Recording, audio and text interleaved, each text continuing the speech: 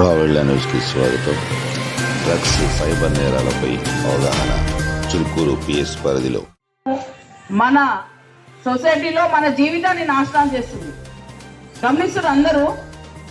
మీ చుట్టుపక్కల మీ ఫ్రెండే వాడు తాగుతున్నా మనకెందుకులే అని వదిలేస్తున్నాం. మన ఇంటి పక్కల అబ్బాయి తాగుతున్నా మనకెందుకులే, మనోడు కాదు కదా అనుకుంటున్నాం.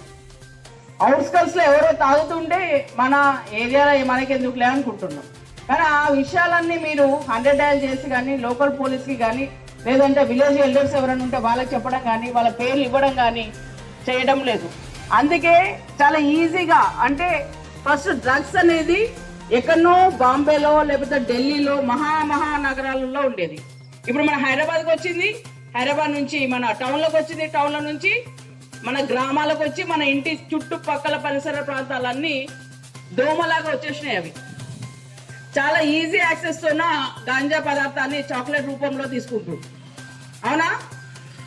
చాక్లెట్ లాగా అమ్మింది కదా మన కొత్తూరు దగ్గర, న్యూస్ లో వచ్చింది కదా, స్కూల్ దగ్గర చాక్లెట్ రూపంలో అమ్ముతున్నారు అని.